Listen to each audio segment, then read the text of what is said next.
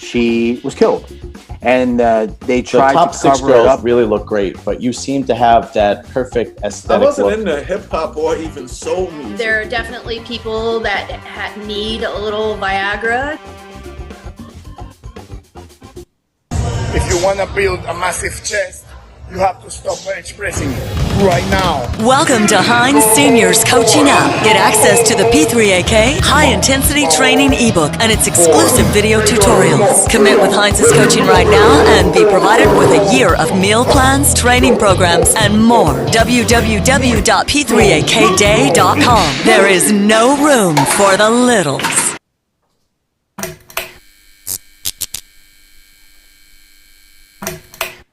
Dave Palumbo back again with another RX Muscle supplement and science review.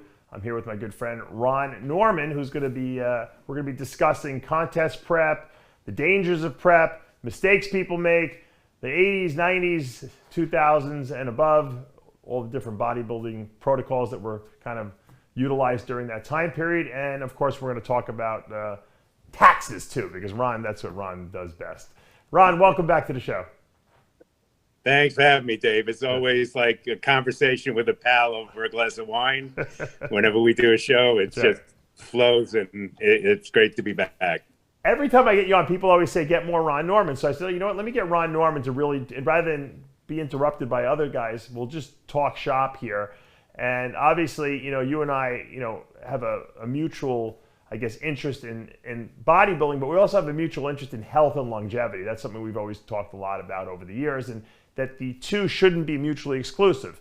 And, you know, we've discussed different supplementation regimens. And as a matter of fact, a lot of my products, the formulations came, you know, from you and your help, because, you know, you're really into supplements and putting the right combinations and in the right ingredient amounts. So I always respect your input on that. Why do you think we're seeing so many deaths in the bodybuilding world? I've been asking a lot of people their theories. What's your theory on it?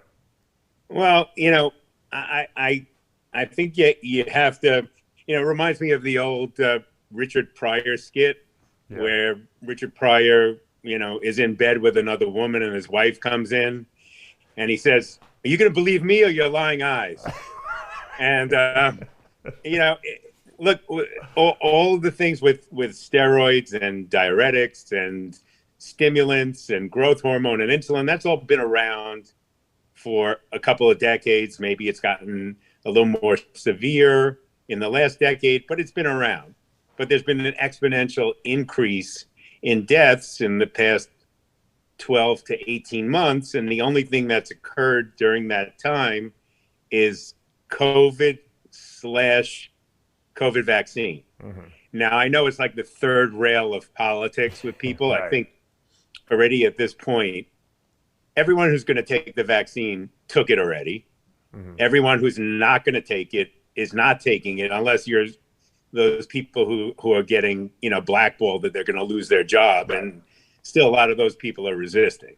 But, you know, it definitely is like the third rail of a discussion. It seems like if you're, I don't want to make this a liberal versus conservative conversation, because God knows there's enough politics and we don't need to do that on your show. But people with a liberal mindset see absolutely the vaccine can never be at fault for anything. Mm-hmm.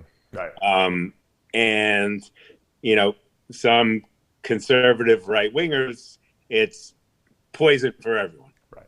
And I think the truth is somewhere in the middle. Oh, that's always the case. Right. Exactly. I think that it's a shitty vaccine as far as vaccines go, because people get COVID left and right having taken the vaccine. Sure. All the promises that were made, the goalpost keeps getting moved about its effectiveness, its duration, or whatever. I mean, from a science point of view, the denial of naturally acquired immunity is an absurdity. Mm-hmm. You know, I for one have not been vaccinated, because this exact time last year I contracted COVID before the vaccine was out. And I know with 100% certainty I've been in very close proximity to people who had COVID since that time, and I've been good. And didn't you have your antibody levels tested? You have pretty high antibodies, right? I did, and actually a year after, they're enduring and very strong. Right. Now I'll also say that I personally, because again, you and I love talking about supplementation for the past 20 years. Right. I personally, because I don't utilize vitamin D3 well, I personally take 10,000 IUs a day with the meal that contains the highest amount of fat. Because people, if you don't take it with a high fat meal, you're not utilizing the vast majority of it. And we can say that for vitamin E, coenzyme Q10, vitamin A. Any fat-soluble vitamin you need to take with a meal that would have fats in it, obviously, right? Right. So whether it's your olive oil, whether it's your avocado, whether it's steak, whether it's grass-fed butter, whether it's something, your macadamia nut oil, which has made a resurgence in my diet, by the way. Thank you. You know, I also was taking zinc sulfate, which was the one that was used in all the early French studies. Okay. So when I got COVID, I had less than 101 fever for exactly 6 hours. Wow. I had cold-like symptoms for a day and a half. It kind of attacked my digestive system for a week. I will tell you, and people can take this for what it's worth, I have a lot of doctor clients. So when they first started talking about hydroxychloroquine, I got a prescription for it, and I got enough for my whole household. Smart. And I will tell you, I took it, and within 12 hours, there was a major difference in my condition. Wow. And it is a travesty, as far as I'm concerned, at 5 cents a pill. That, and you take a 5-day protocol of taking 3 or 4 pills a day for 5 days, that this was not universally available. Wow. Yeah. And the truth is, I have a rheumatologist client, because that's the primary type of physician that uses it with lupus and some rheumatoid conditions. Right. They've had patients on high doses of these for 30 years. And no symptoms. No side effects whatsoever. And they were, so look, you know, like everything else in this world, you have to follow the money. And I don't know what this holy alliance is about the vaccines, because we really have neglected therapeutics. Sure. Terribly. All right. So for everybody, I'll define: the vaccine is supposed to be a preventative. Clearly, this is the poor preventative. Right. Therapeutic is, what do you do when you have it? How do you get rid of it or minimize its effects as quickly as possible? Right. And the residual side effects, which is, I think, Ron, what might be getting people, you know, down the road, the clots and stuff like that, you know. Right. Now I have a gentleman in my office. He's a 72-year-old guy, but very healthy. He bicycles 200 miles a week. And he got the vaccine twice, and then he got a booster, but he got a pulmonary embolism. Wow. He's lucky he's alive. So now, you know, you can say, was it that was not, you know, look, the deniers will deny, right? The people with an open mind will say, okay, maybe. I'm one of those okay, maybe guys. I'm not saying there's a direct correlation, but I know with respect to the bodybuilding world, nothing's changed. Look, you know better than anyone the protocols that bodybuilders use with gears and cutting agents and blah, blah, blah. But you know, Ron, let me interrupt you for a second, because, you know, we know that bodybuilders have higher red blood cell counts, higher hematocrit, which is the thickness of the blood, because of the high red blood cell count. And we know that goes along, even on guys that are on HRT, they have high levels of red blood cells. And we never heard of clots happening before, because usually when you increase red blood cells, you're not increasing platelets. So, matter of fact, when I look at blood work from a lot of bodybuilders, I notice they have low platelets usually. And I don't know if that's like their body's compensatory mechanism, because they know they have high red blood cells, so the body doesn't produce as many platelets because it doesn't want to clot its blood. And I'm not talking about people that are taking fish oil and all that stuff. I'm talking about just regular people who are on no supplements, have that type of a profile. So I think, you know, because, you know, they never were at risk prior. Now you put COVID into the equation, which we know causes clotting, you know, or causes the blood to clot and throw clots. I think that's like a recipe right there. That was a recipe for disaster. Now there are things, and I'm going to let you talk about what you would do to inhibit your body or prevent your body from having or throwing clots during a situation like this? Yeah. Well, first of all, I want, again, the resistance to people being so open-minded about whether, taking the evidence in front of them and just acknowledging that it's possible. And it kind of reminds me, now I'm a little older than you, but I don't know if you're old enough to remember duck and cover in elementary school. No, was that when they were bombing?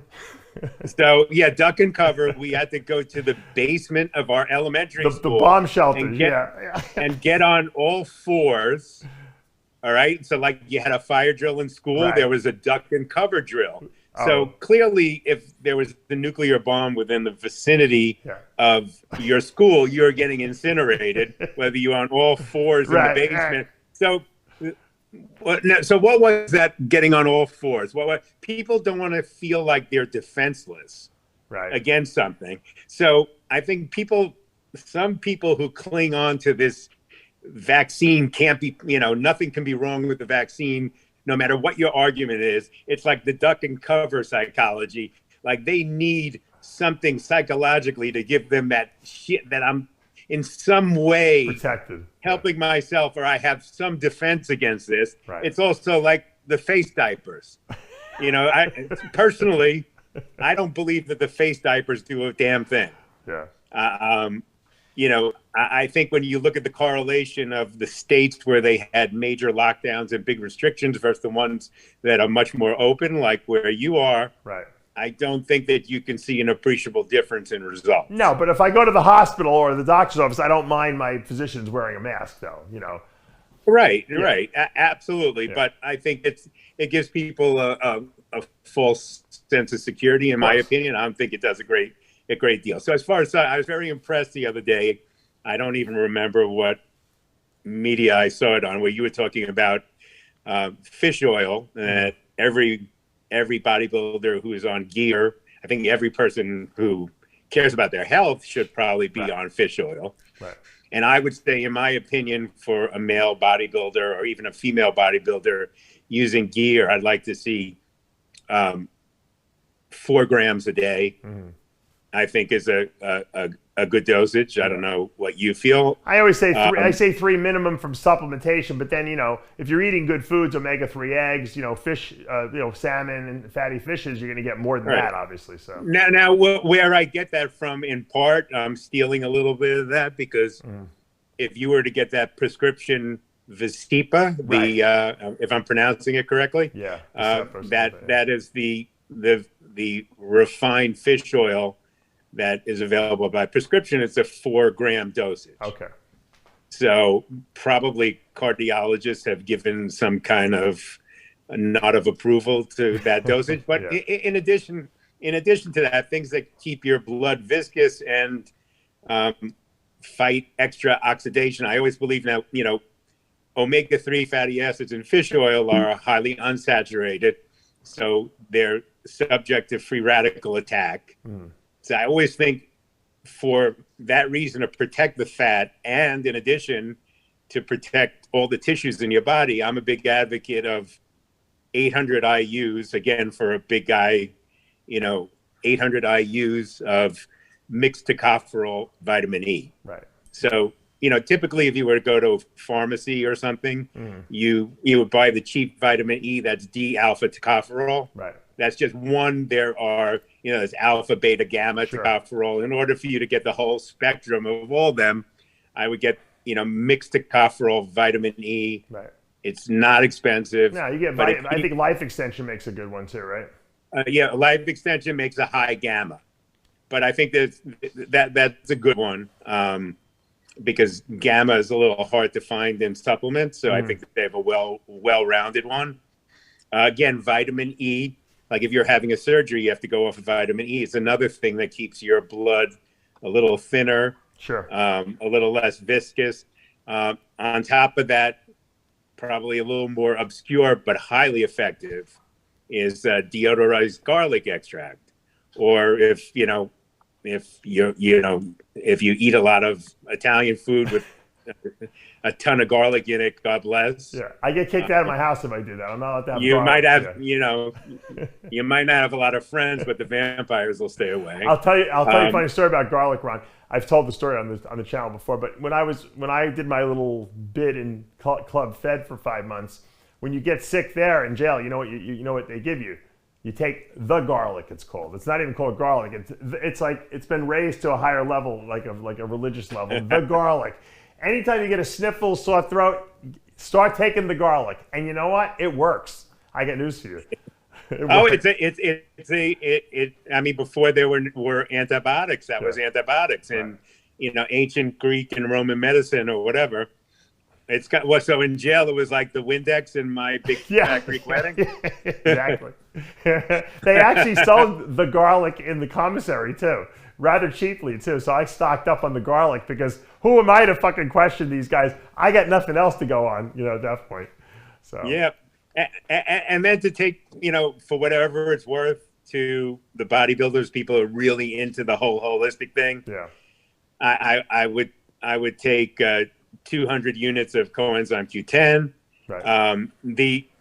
The holistic protocol for people with cardiac insufficiency, again, take it for what it's worth, guys. Mm-hmm.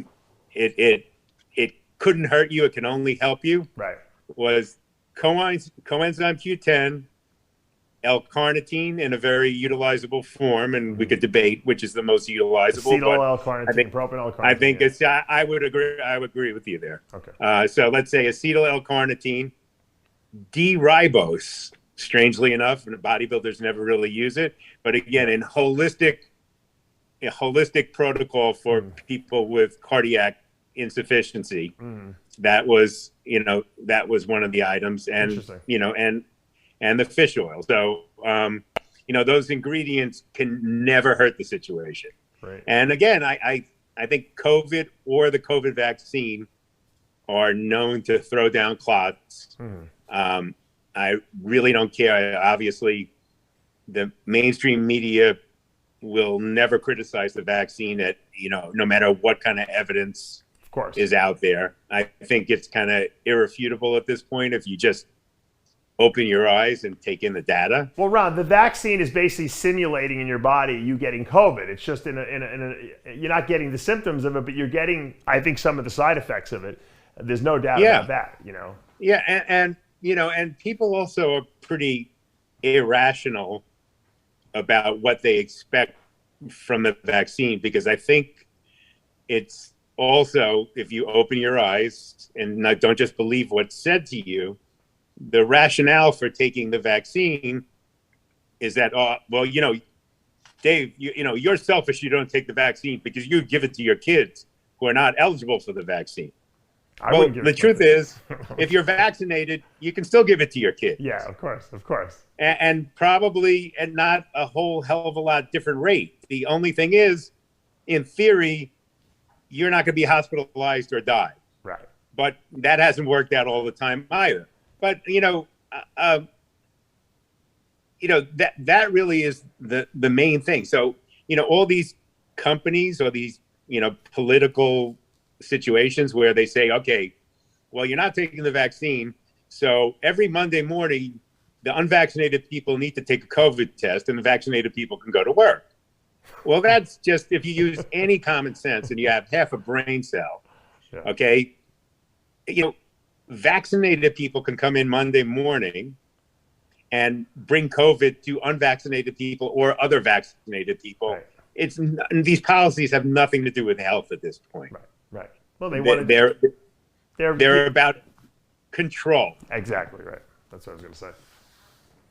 So, you know, I don't know if, you know, so I guess we'll segue on to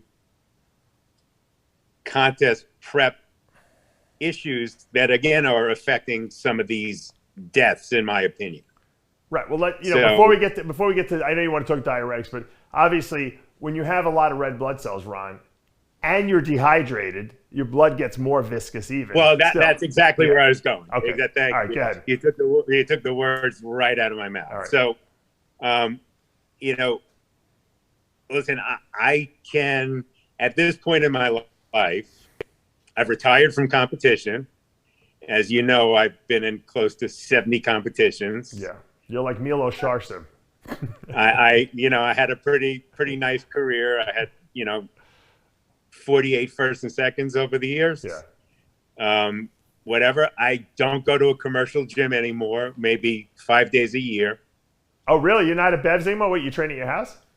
Ron's got a better gym in his house than most professional commercial gyms have, so I can account. Yeah, I can verify that. Yeah. So yeah, I mean, basically, it started with COVID, and the gyms were in lockdown, and it was kind of amusing because I can think of this one guy in particular. Yeah. I got a phone call when the gym shut down. Hey, Ron, I haven't spoken to him in 5 years. Oh, I would have been at your house Hey, in 30 Ron, seconds. Yeah. I've been thinking of you, man. I missed you. We really should get together for a workout. I miss those days when we used to train. And I hung up on him. well, second of all, I really weren't, we didn't know what COVID was about at that time. Yeah. And I really wasn't letting people in the household. Right. So, but, I got quite a few of those phone calls. It's funny, because I always say to all my clients that they couldn't find a gym to train. And I'm like, come on, you got to have a friend. And I'm thinking Ron Noreman in my head, right, immediately. You got to have a friend who who has a good gym at home, and that, that you can go hook up with them. And at least maybe they'll let you train. But even if they're not there, they'll just let you in the house and go work out. I mean, I'm talking professional bodybuilders. I mean, listen. If you and I have maintained a relationship, if you were still in New York. Oh, I know you would have been. I know. Listen. Yeah. Come on, let's tell the world. You trained in my basement when we had no electricity from the hurricane. Remember? That's right. I forgot that in 2012. No, it was very romantic. We had candlelight training. Ron was having a nervous breakdown because his dehumidifiers weren't working because there was no electricity. So, right, Dave had his home right on the water at that time. It was underwater. And I worried about my friend, and like the good friend that I am, I said, Dave, why don't you come and crash over here and spend the night here? Thank God I left. So we came over, and there's Dave will attest, there's always good food in the Noreman house. And it had to be eaten because the electricity went off. Yeah. We said, oh shit, well, what the hell are we going to do in a hurricane? Let's train. So we had a power outage, and we trained to candlelight. That's right. That's right. Then we ate some more. We just couldn't use the posing mirror. That's all. So exactly, we ate some more, had some wine, and it wasn't bad. Ron's like, Dave, you better eat what's ever in the fridge. It's going to go bad anyway. I'm like, all right, that's all I had to hear. So, training, man. So the point was getting, I've retired from competition. I don't go to a commercial gym. I'm not a troublemaker. I'm not, I'm not like the genius that came on air and, talk shit about Roden or anybody. So I'm not going to talk shit about anyone in particular. I love bodybuilding, and I love bodybuilders as you do. And it really resonated what I heard you say on one of your podcasts the other day. We're all supposed to have each other's back. Absolutely. So I'm not talking shit about we're a retarded brotherhood. And so I'm not talking shit about anyone in particular, but if your coach tells you to take aldactone for 10 days, run, because you're working with a fucking idiot. Okay? The human body does not dry out that way. Now, I'll say, maybe you and I, we were good bodybuilders. Mm-hmm. We were not Olympians. No. And damn well say that every show we went into, you and I were the hardest and the driest guys on stage. Right. So how can we pull off this miracle in 15 to 18 hours? That's right? But you have these, and again, I don't know how many times you did it, but I never saw you not do it successfully. Right. Never. I mean, I make my living owning a CPA firm. In 70 shows, I only missed my peak twice, and once was because I had a horrible infection. Right. And I probably shouldn't have competed. Yeah. But how come I was able, again, I'm not saying we were the best, because I'm not, I don't have that kind of ego on me. but we brought the best possible condition for the bodies that we had every damn time we stepped on stage. Yeah. So now, what's wrong with, first of all, you dry out that long, you obviously increase your chances of a clot or some kind of issue. Second, in my humble opinion, you don't carb up well when your body's dry. Insulin doesn't work. It doesn't work. Right. Ask a type 1 diabetic, you know. That's why people have all this shit fermenting in their stomach, and their stomachs are bloated out. It smells like a methane factory backstage, right? Yeah. You know, I don't. I mean, people just don't. There's the other geniuses. I'm not going to mention names. I actually had to rescue someone in the Tribeca Art Center because the genius coach, who was an Olympian men's physique competitor, was the coach, had his client take a potassium sparing diuretic and take a shit ton of potassium supplements because it's going to pull the water into the muscle. and I basically had to save this guy's life and pour salt water down his throat. Yeah. And you're going to ruin my condition. Yeah, I might, but you might live to see tomorrow. Yeah. Well, you know what? I think what a lot of people don't realize, Ron, is when you take diuretics for a very long period of time, your body starts fighting the diuretic. So you look better like 2 days after the diuretic, and then all of a sudden it's like there's this war going on with your body trying to raise aldosterone to hold sodium in water, and now you have to take more diuretic to get rid of the water, and people don't know why they're holding water, and so it's actually creating a problem that doesn't even exist, prior to the diuretics. So. And we both know an over diuretic, is that a word? Diuretic? Yeah. An over diuretic physique looks like a fat person who didn't diet, even though 3 days before you might have been ripped. Yeah. Again, I just think people, one of the things I've always enjoyed about listening to you coach people is you're just kind of a common sense guy. Yeah. And nothing it's not like this weird shit. Like, okay. It's not that hard, Ron. That's the point I'm always making. I think people try to make it complicated because they want to make it look like they're justifying their coaching fees or something like that, Yeah. And listen, when you look at the list of deaths, there are 27-year-old girls. It's not just the mass monsters. And I think the girls are really being abused even more with the diuretics than some of the guys. And, it may be enough just to tip the scales. And if you got, you never know if it could be just the combination. You have a pre-existing condition that you may or may not know about. Then you have extra blood cells from the gear. Then you dry the shit out of yourself, making, less water volume within your blood. So your blood's thicker. And it's just like, a bunch of factors, each contributing a certain percentage till boom, the bomb goes off. And let's not forget that these coaches are telling these girls to take the same diuretic dosages that they're telling the 300-pound guy to take. So it's really, demolishing their electrolytes, Yeah, I mean, I listen again. So this is where, and I think I was trying to get to the point where, I've retired from competition. I don't go to gyms. I don't make my living with the sport. I can speak freely, and I don't really give a shit what anybody thinks at this point in my life. Okay, quite frankly, I could buy the Mr. Olympia. Yeah. And a couple of people that I'm friends with said, we really should have. Yeah, you should. So I honestly, I think I'm going to say it bluntly. There are people, listen, and I'll say it, don't blow smoke up anyone's ass. I appreciate your intelligence. I think, Chris Aceto is another guy.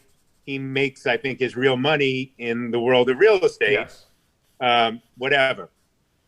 But the average guy who coaches coaches because he's not smart enough to do anything else. I'm just going to call it as it is. Because, look, the truth is,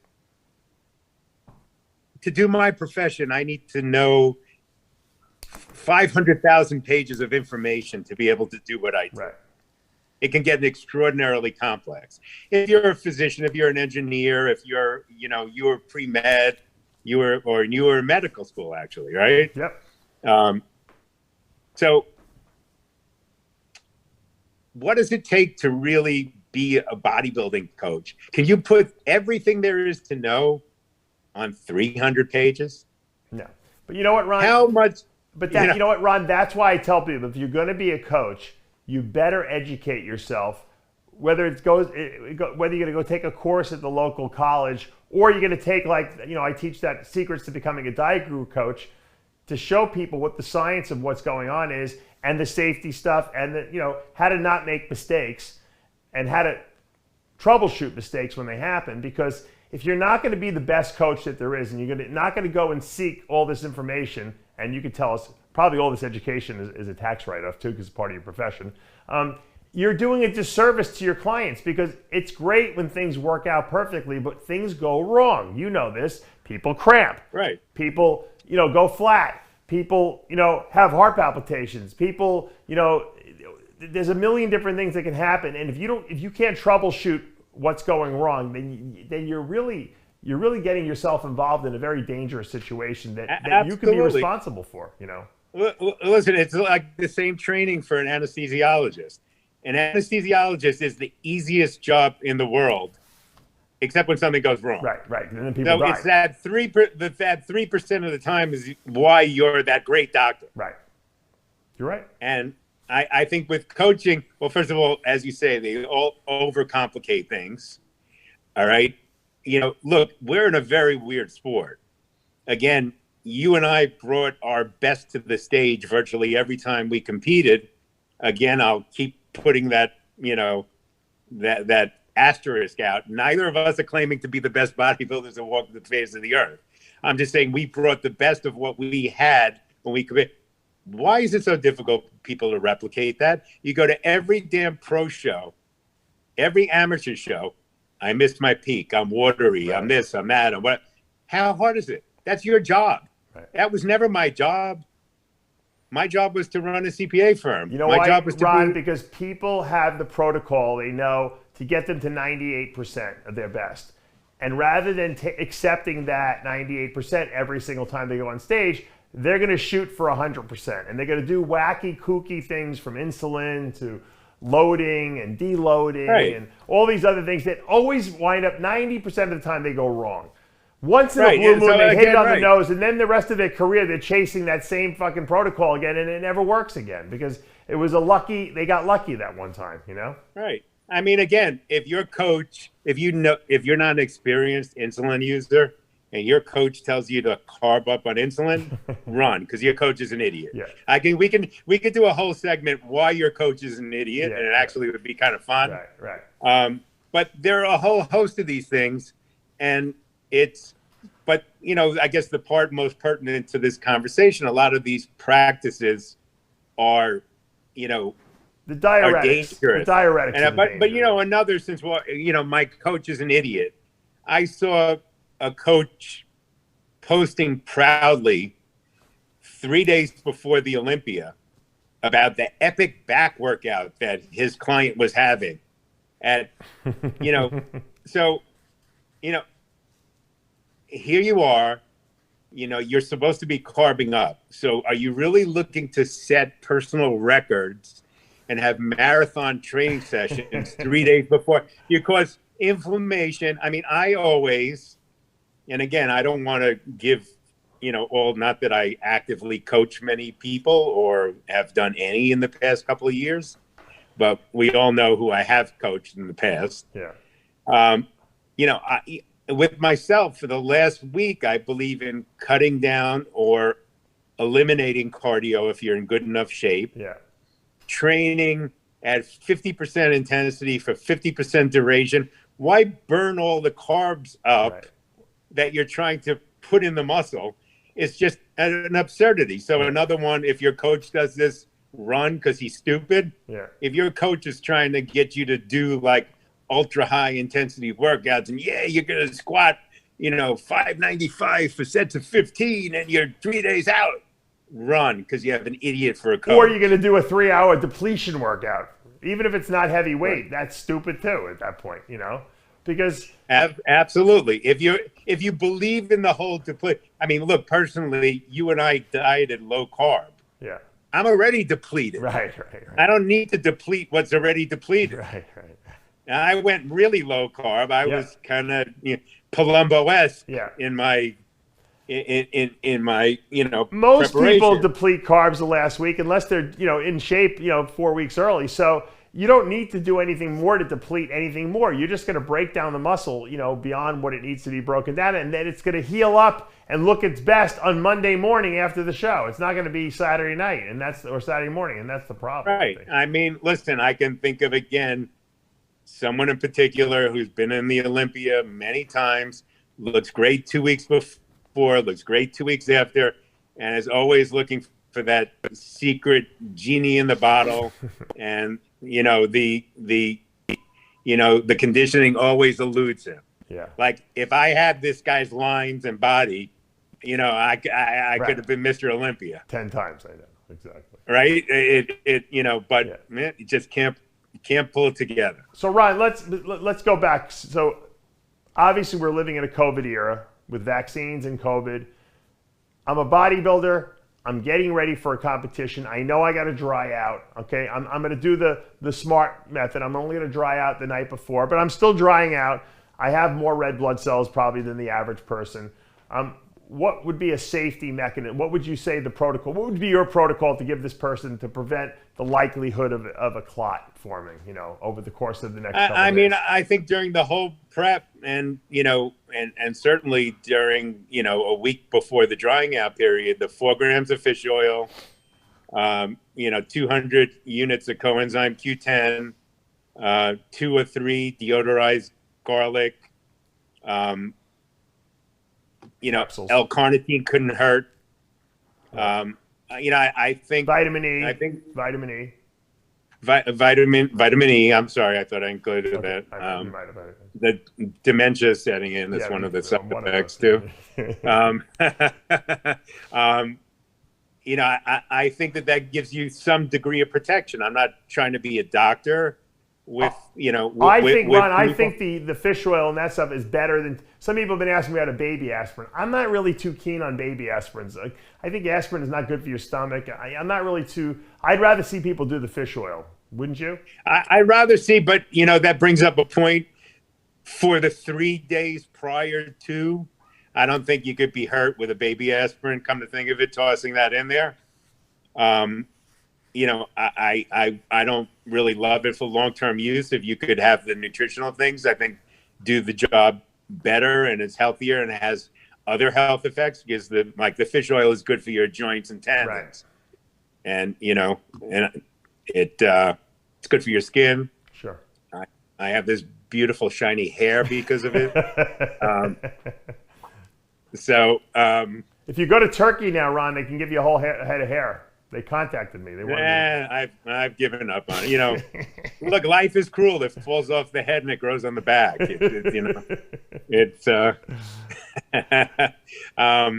But I think that should be standard. Now, as far as a drying out protocol, I could leave the particulars to people and their coaches. But quite honestly, I think there's a couple of things. I'll just talk about the water restriction part. My particular thing at 3 o'clock or 5 o'clock on a Friday for a Saturday morning competition, I take out one of those 16-ounce Poland Springs. Right. And dude, this is all you can have until you can get on stage. Right. And, that and perhaps a very mild, small amount of diuretic, is gold. Right. I agree. And I'll give you another one, a freebie for you guys out there, which I normally would charge a lot of money for this were I in the coaching market. if you're getting ready for a show in Las Vegas, you're going to dry out 3 hours faster than you will if you're getting ready for a show in, let's say, New York or Ohio. And that's sitting in an air-conditioned hotel room because that's how dry it is. Yep. 100%. So whatever that timeline is, because I had to use that with lye green. So people, that's why a lot of people go flat at the Olympia when it was in Vegas, because I think they take too many diuretics, thinking that that's what they always do, and then they over dehydrate. Oh my God! Yeah. Listen, I land in Vegas and I have to get chapstick. Yeah, no, me too. I never use chapstick anywhere in the world. 100%. I land in Vegas and I'm using chapstick like a chick. You could actually feel the moisture leaving your body just standing outside. It's incredible. It's so dry, especially in the summer. Yeah, you know? I mean, but honestly, people should be using that to their benefit. It's a great thing. Yeah, you know, they should be using that to their benefit in getting on stage. Yeah, absolutely. It's actually an asset. Yep. Well, Ron, you've given us some incredible information. I really appreciate you joining us again, and we got to do more of these because I know you got a million topics to talk about, especially relating to supplements and science. And hopefully, people will heed your warning and will listen to some of this great advice we did today. Thanks so much, Dave. Always love being here. Yeah. All right, guys, and that's going to take us to the end of another episode of RX Muscles Supplement and Science Review. I'm Dave Palumbo with Ron Noreman. We'll see you next time.